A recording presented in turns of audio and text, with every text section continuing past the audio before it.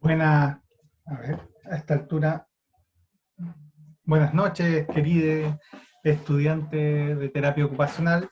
El video probablemente les llegue bien de noche.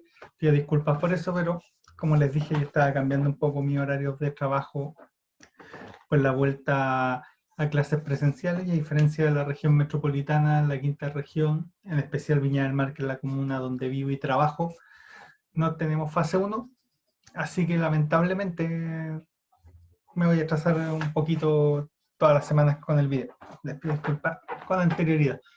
Ahora entramos directamente a lo que es la última clase de la segunda unidad, donde vemos las críticas y los límites de las corrientes postmodernistas en psicología. No solo en psicología, porque las corrientes postmodernistas, como vimos en la primera unidad, vienen de otra serie de ámbitos que normalmente o son la sociología, o son los movimientos políticos, la lingüística, incluso podríamos decir la biología, y que la psicología ha tomado parte, ha generado aportes, pero que no provienen necesariamente desde ahí.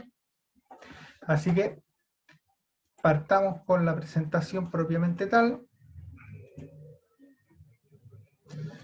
Como vemos, yo ya les he planteado, los posmodernismos son demasiado amplios, son gigantescos, hay muchas visiones, hay autores que se circunscriben a más o menos el mismo ámbito teórico y tienen ideas totalmente contrarias, entonces vamos a intentar poner orden con los autores que utilizamos al principio del semestre, o sea, vimos un poco en el feminismo más Simone de Beauvoir como una edición más clásica, pero a Judith Butler como una edición más postmoderna, todo el trabajo Maturana en cuanto a constructivismo y todo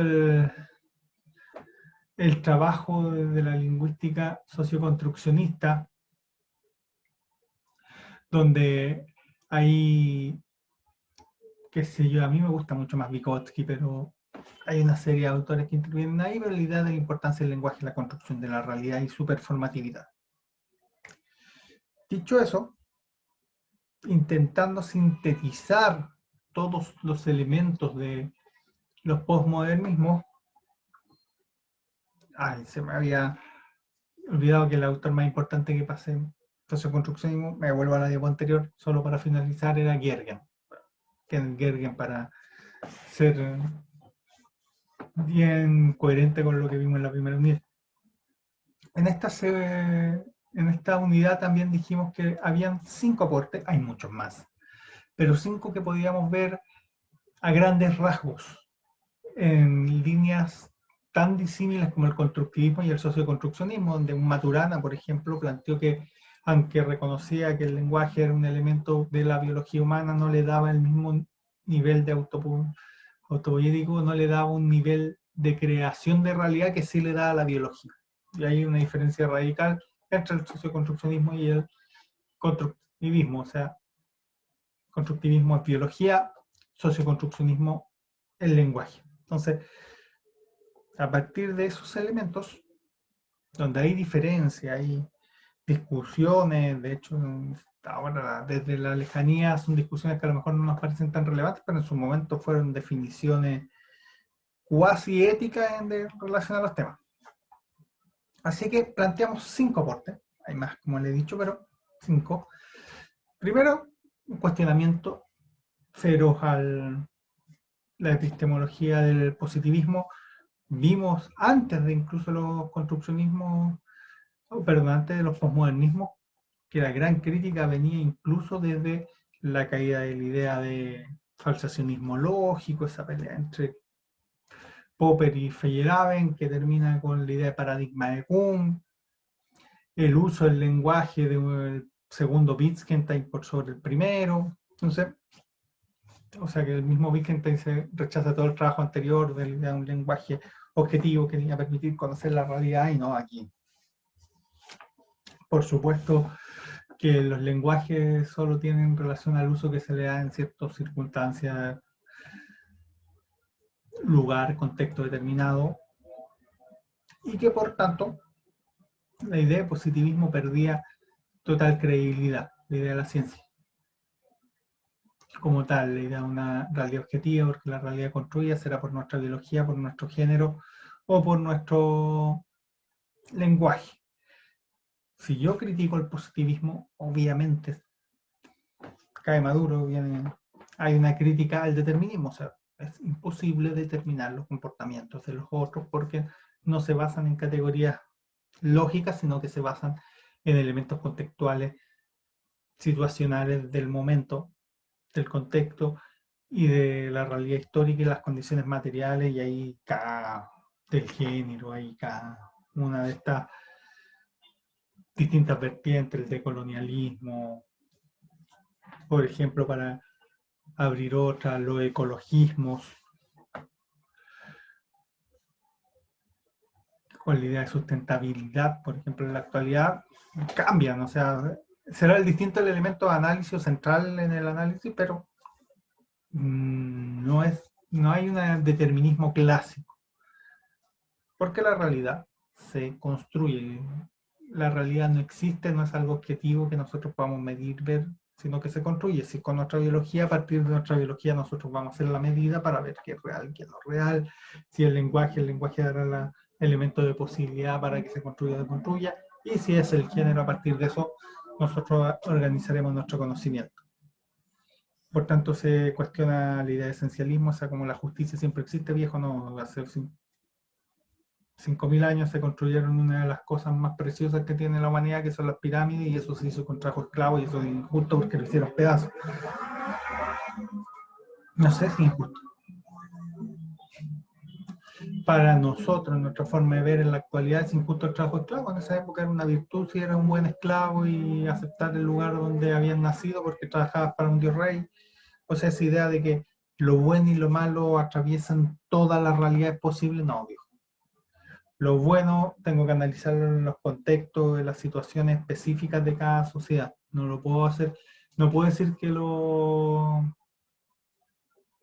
griegos del año 2000 a.C. eran machistas, pero a los ojos de la actualidad son machistas. La mujer no era más que un mero elemento de reproducción.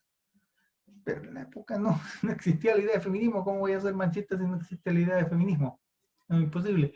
Es como si me dijeran, no, es que los griegos hace 2000 años eran la verdadera democracia porque le preguntaban a todos los ciudadanos. Sí, pero paremos. Le preguntaban a todos los ciudadanos, pero si en la ciudad habían 60.000, los ciudadanos eran 6.000, el resto eran mujeres, esclavos o extranjeros y no tenían derecho. Y lo otro es que esos 6.000 iban a la guerra. Por eso tenían derecho a voto también. Tenían tierra y iban a la guerra a defender su interés. Entonces, la idea hay que medirla en su contexto, en su lugar, en su situación, y no que existe una verdad y la verdad atraviesa cualquier estilo y lo injusto siempre hace injusto, lo justo siempre hace justo, no. Ahí existe y por tanto el último elemento es la realidad situada. O sea, yo para comprender las concepciones de realidad posible son dadas en este contexto actual, o sea, para el, para el constructivismo yo puedo tener el mismo sistema biológico, pero si estoy pasando hambre en un país con una hambruna terrible, dicen, probablemente en Siria, donde hay una guerra civil,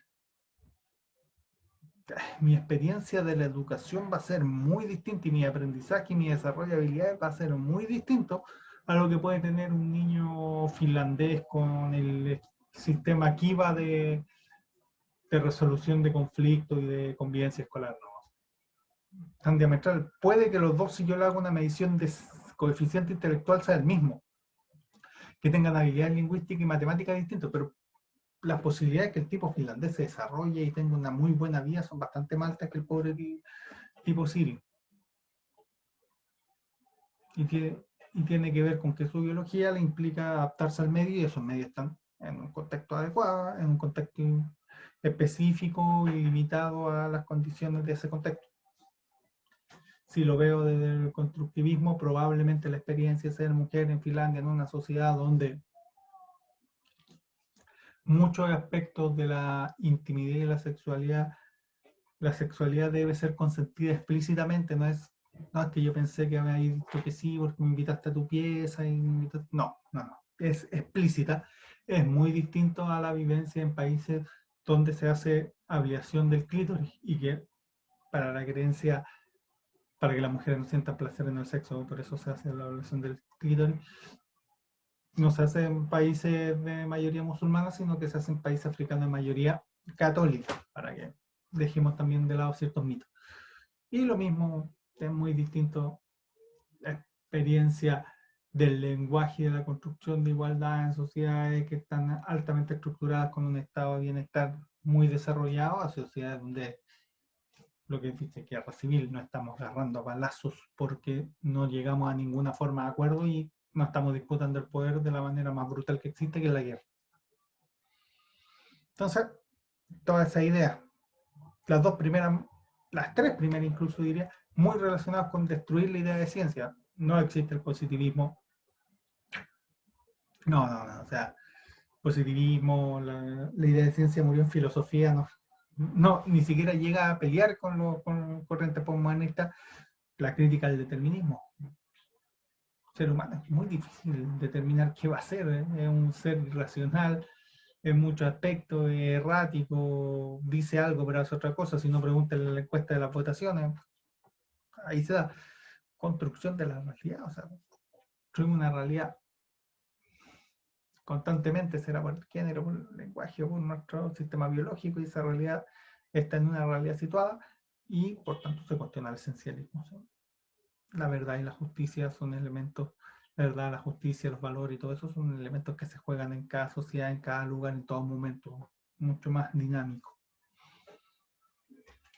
Ahora vamos a las críticas. Y las críticas, por supuesto, que van a venir desde la visión positivista de la realidad. O sea, una de las grandes cosas que tiene la ciencia a su favor, más allá que no nos guste mucho cuando trabajan en ciencias sociales, es que los aviones vuelan, los barcos flotan, los autos andan, los computadores funcionan, y eso se logra a partir del método científico.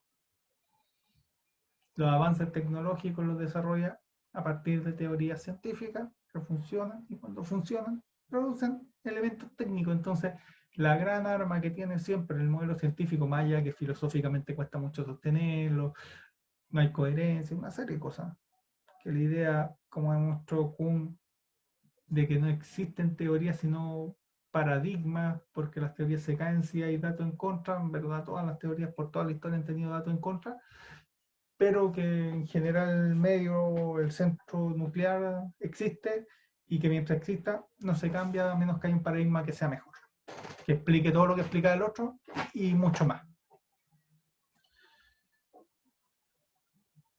Pero uno de los grandes, por ejemplo, ustedes van con una grabadora, predígame qué va a pasar en relación al género, se la ponen a Judith Butler y Judith Butler no les va a poder decir. Dígame cómo el lenguaje puede permitir el avance de posiciones políticas en la sociedad, y quienes no se los va a poder decir. Explíqueme por qué dos gemelos criados por los mismos padres, con situaciones socioeconómicas iguales, con tiempo, espacio de crianza, desarrollan habilidades totalmente distintas. Maturana no, bueno, Maturana murió, perdón. Varela no te lo va a poder explicar. No genera predicciones, la gran crítica. Mientras los aviones vuelen, mientras un cohete llegue a Marte, la ciencia va a tener una base. Nosotros decimos que existen las teorías científicas, que la realidad es una, y lo demostramos constantemente con avances técnicos. Ustedes pueden hablar muy bonito, pero si no me dicen qué va a hacer el ser humano, predecirme más o menos lo que va a pasar y solo van a explicar por qué lo hacen, no me sirve. Y esa es una crítica que le hacen al psicoanálisis y que le hacen a las teorías postmodernistas. Son muy bonitas, son muy taquilleras, muy buena onda, tienen todo el hype encima. La gente que las plantea se ve mucho más buena onda que un científico medio facho que anda armando, experimentando con bacterias, pero no predice. Nosotros sí. O sea, la primera gran crítica viene desde la ciencia dura. El segundo lugar, y es más filosófica, de hecho, se critica de distintas maneras, le puso un nombre, este nombre no lo dicen los autores, ojo. Hay muchos autores que los plantean de muchas maneras distintas, pero hablan de para resumirlo, en un humanismo extremo, no entendiendo el humanismo como el humanismo del siglo XVIII, sino la idea de que el ser humano pasa a ser la medida de las cosas. Cuando yo digo que las interacciones de lenguaje entre seres humanos performan la realidad, estoy diciendo que dos seres humanos al juntarse a conversar crean realidad. Por tanto, la medida de realidad es el ser humano.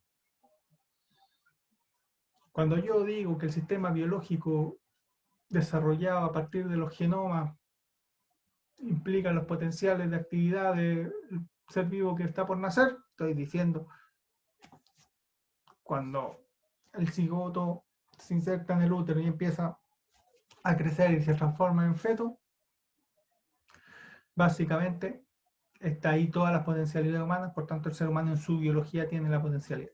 Si yo digo que la diferencia de construcción de realidad a partir de definiciones arbitrarias en relación a las gónadas que tienen, los géneros definen las posibles estructuras de vida de esas personas, es decir, si tienen pene o tienen vulva, van a definir las posibilidades de carrera o desarrollo vital que tengan las personas. Estoy diciendo que el género, que es algo humano, es el que define la realidad. Se le critica, y esto es filosófico, es el humanismo extremo, o sea, poner al hombre como medida de todas las cosas.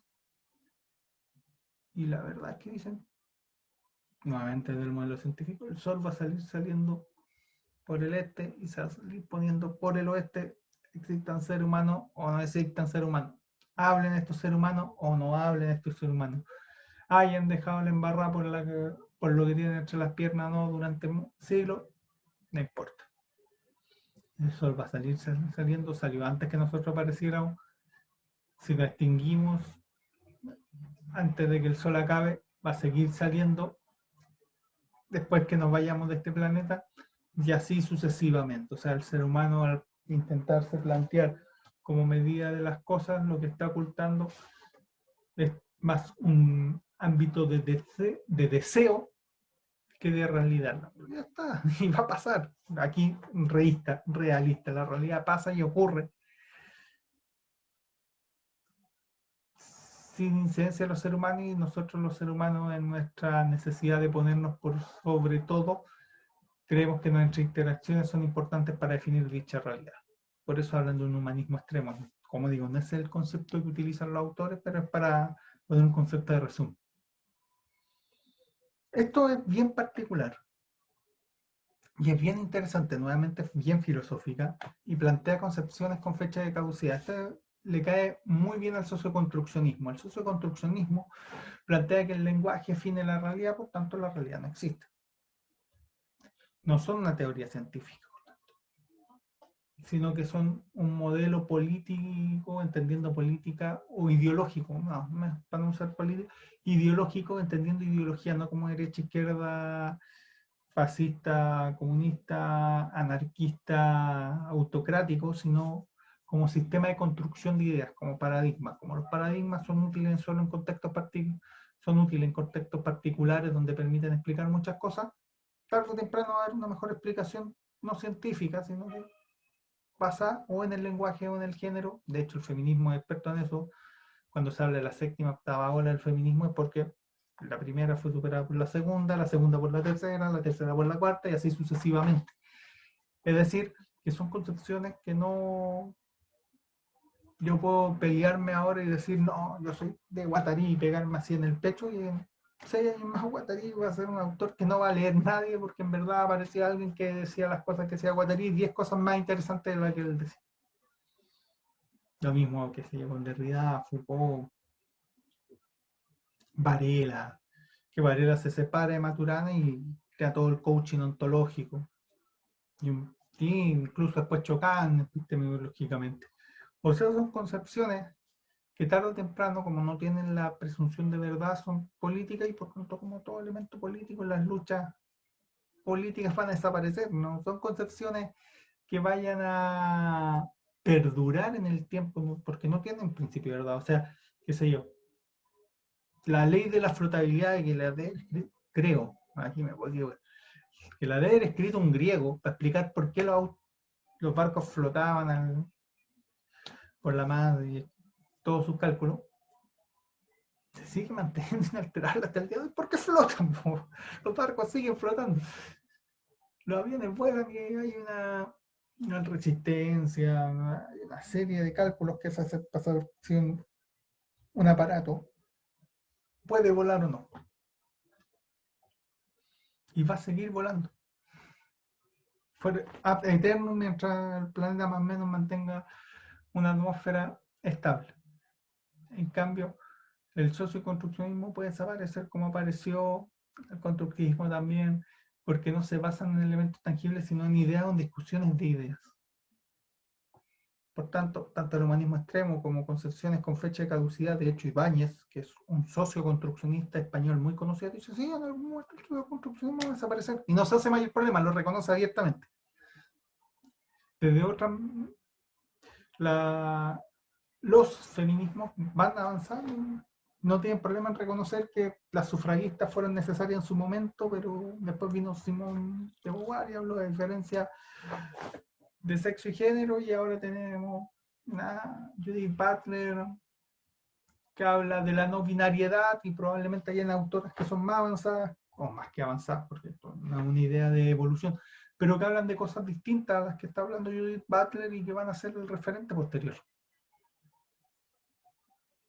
Entonces, no son ideas fijas, son ideas que se acaban, que se cambian, se van torneando, y algunos dirán que es un beneficio, pero muchos dicen que es una crítica. ¿De qué me sirve estudiarme el trabajo de Foucault? Si Foucault, a ver, si yo lo analizo críticamente cuando hace la historia de la locura, no nombra al Quijote de la Mancha, que es la descripción de la locura más específica desde el idioma castellano, tipo, porque Quijote de la Mancha se le queda fuera de la idea del panóptico que tenía Foucault, ¿no? Porque Foucault no lo hubiese leído, imposible no conocerlo.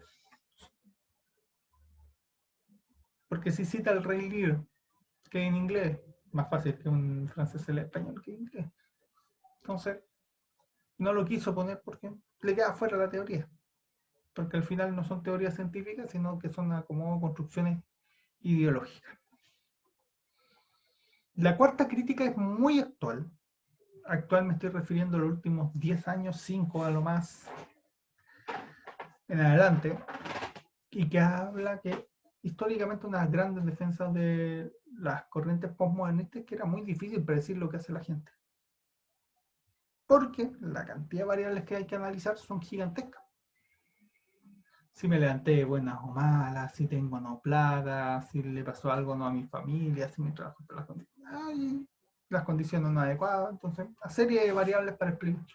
Y como es imposible controlarlas, el comportamiento humano se creyó como elemento performador de la realidad. Ahora lo que dicen los modelos más científicos es, lo que pasa es que antes no teníamos la capacidad ni de registrar ni de procesar la gran cantidad de información que nos dan los seres humanos. Pero si podemos registrarla y podemos guardarla, podemos predecir perfectamente el comportamiento humano. Podemos hacerlo. Y lo hacemos con facilidad. En la actualidad, bromeaba en la última clase, pero si ustedes van y se compran un libro Kropotkin, no van a grandes supermercados, compran en tiendas orgánicas o de segunda mano su ropa. Es muy probable que estén votando por el Frente Amplio, por la lista del pueblo y no por la UDI. Si por el contrario ustedes compran marcha, escuchan música, compran marcha de los soldados y esos cánticos que tienen los soldados cuando marchan. Si se meten a foros donde se considera que Juan Antonio Cast podría ser el mejor presidente de la historia de Chile y podría ser una figura a nivel mundial. Si considera que las ayudas sociales son una forma de fomentar la flojera, probablemente no vayan a votar por la UDI o en el mejor de los casos por Renovación Nacional. Entonces, ¿es tan difícil predecir? No, lo que pasa es que antes no éramos capaces de incorporar todos esos datos, pero como cada vez que nosotros usamos, en su caso con los santiaguinos, la tarjeta VIP, aquí el Metro Tren, usamos nuestra tarjeta de crédito, hay un dato, esta persona compra en tal lado, y a partir de esos datos uno puede predecir, y lo están haciendo, y muy bien, patrones de compra, o sea, ¿qué voy a consumir? Qué sé yo me compro 1 o 2 libros al mes. No hay que ser adivino para saber que el próximo mes me voy a comprar 1 o 2 libros. No, no hay que ser adivino.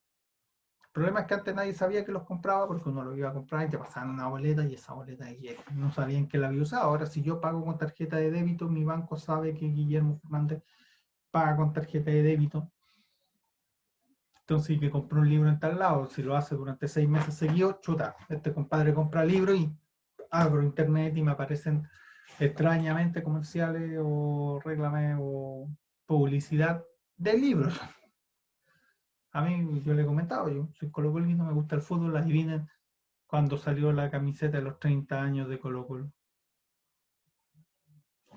Todo, pues, entré a, para los que no saben, Colo Colo, equipo de fútbol chileno, tiene el logro más grande a nivel de equipos de Chile, que es ganar una Copa Libertadores. Se me olvida que no todos tienen que saberlo. Y de eso pasó 30 años, ningún otro equipo chileno lo ha podido repetir. Colo Colo la ganó además tanto en hombres como en mujeres, pero para la victoria masculina, eso pasó hace 30 años, salió una camiseta especial. Contextualizado, salió esa camiseta, y yo lo sé porque me aparecieron, abría el computador o abría el celular, revisaba noticias y me aparecía mucha merchandising, compra la polera de Colo Colo, si era un verdadero colocolino, compra una serie de cosas. Porque cuando yo puedo predecir la conducta de las personas, también puedo cambiarla a mi gusto. Y eso está ultra comprobado. Hay 3 selecciones en el mundo donde está muy comprobado que el micromanaging a partir de las redes sociales pueden cambiar tendencias políticas, la elección de Donald Trump, el Brexit y la elección de Boris Johnson. O sea, si yo manejo una gran cantidad de datos, puedo generar contenido específico para nichos de personas que cambian su idea por quién quieren votar, y al cambiar por quién quieren votar, sale electo la persona que ellos querían.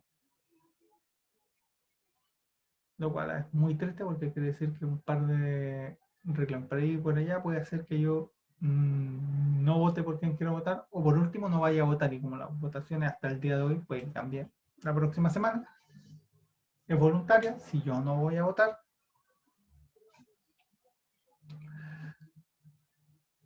gane el candidato que ellos quieren que gane.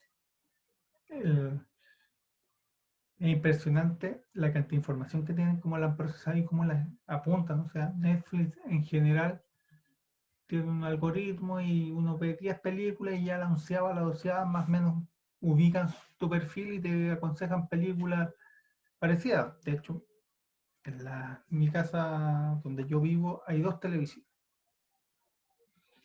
Una tiene la cuenta de Netflix de mi pareja y la otra tiene una cuenta de Netflix, en verdad, de mi hermano, donde yo soy un usuario. Y yo soy el hermano mayor, la verdad. Soy terrible como hermano. Pero ya. Y las películas que le aparecen de consejo, de estreno a mi pareja son totalmente distintas a las mías. Porque yo veo cierto tipo de películas y ella ve otras películas. Más allá que a veces vemos películas juntos y ahí probablemente el algoritmo se vuelve loco. ¿Qué le pasó a este que está viendo esta serie? ¿O qué le pasó a ella que está viendo esta serie que no tiene esa relación con todo lo anterior que ha visto? Pero no. Ponen películas, nos ponen series totalmente distintas. Así que ojo, esa supuesta idea de que la realidad se construye, no, ahora tenemos los datos y podemos saber y podemos controlarlo, que es lo peor. Y finalmente, esta es la mayor crítica, siempre se la ha hecho a todos los corrientes postmodernistas, son relativistas. Y como dije, los científicos dicen, el sol sigue saliendo por el este y acostándose por el oeste. La relatividad como forma de organización de la sociedad puede sonar muy bonita, nuevamente a nivel filosófico, pero en la práctica, quiera o no, la realidad te golpea. Yo quiero que no haya gente pobre. tú debes quererlo. No voy a- Perdónenme la gente que cree en esto, pero voy a hacerlo hasta pesado a personas elegidas. Para la gente que dice no, que cree en la performatividad del lenguaje a nivel extremo. No, si yo decreto que mañana me voy a ganar el loto, me lo voy a ganar. La realidad no va a pasar. Esa idea de que si yo decreto algo, lo deseo mucho, va a pasar. Está el típico meme que tiran de vuelta que el universo no está para preocupar. Tiene que hacer cosas del universo y no estarte preocupando de lo que tú decretí o no.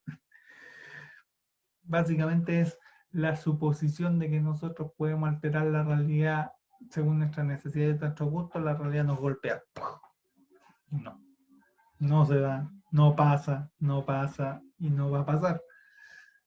Por mucho que quiera algo, no va a ocurrir.